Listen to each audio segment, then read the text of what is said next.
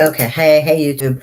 I'm bored, a little bit bored because I'm trying to be calm because I had a really hard day yesterday after a really nice, peaceful weekend, and I'm just glad to use the computer because I don't know what else to do with my boredom. I cleaned the bathroom, did the dishes, organized my suitcase, and at this point, I was bored. So I started thinking about a show that I really enjoyed a long time ago because I don't watch much TV these days, and this was a TV show that I enjoyed on television, and I also went to see the movie that was made.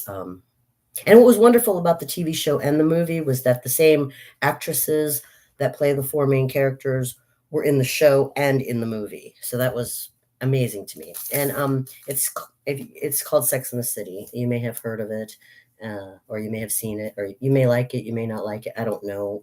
I don't even know if I care if you like it or not. I like it.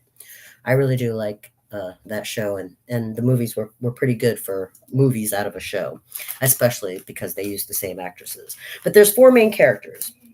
The four main characters are Carrie, Samantha, Charlotte, and Miranda.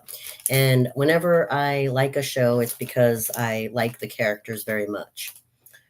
So Carrie, Samantha, Charlotte, and Miranda are the four main characters of Sex in the City, and I wanted to talk about those four characters because um, it's characters like that I think make a great show. Now, before I talk about these four characters and all my thoughts and feelings and opinions about these four characters, I want to say that what's really cool about Sex and the City as a show is that in my opinion, it is the young version of the Golden Girls, which was another show that I love.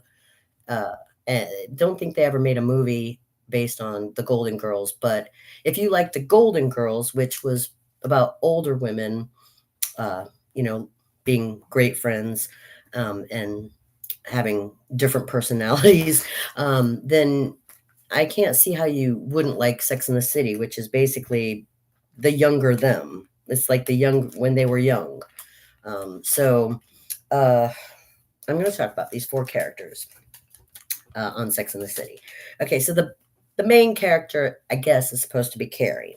Uh, it's really shared though, I think, very well with the other three characters. Um, but she's the reporter or the writer, the narrator of the show also, so that's why we can say that she's the main character. Most of the stories are started and told from her perspective, or from her narration. Um, and uh, and they're all young, like, I guess they're all, I'm going to call them 30, 40 somethings, except Samantha, who specifically notes that she's 52. So I'm guessing here that Samantha and Miranda are the older ones. And I'm going to guess that Carrie and Charlotte are the younger ones of the four.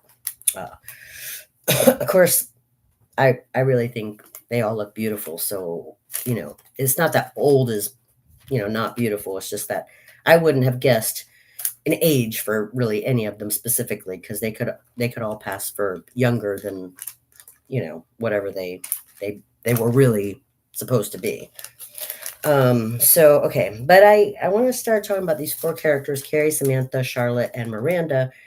As far as like teams go, I think that they're separated into two teams. Even though we fans of the show know that the four of them are the best of friends, and they don't really see a rivalry or an angriness towards each other. Even though I do see them as on two different teams, I see Carrie and Samantha on team singlehood, and I see Charlotte and Miranda on team marriage.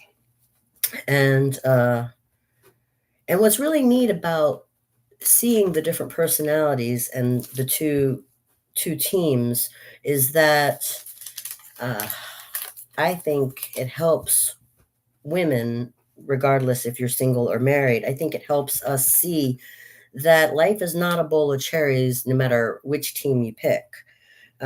Charlotte and Miranda are not always happy, happy, happy just because they're married.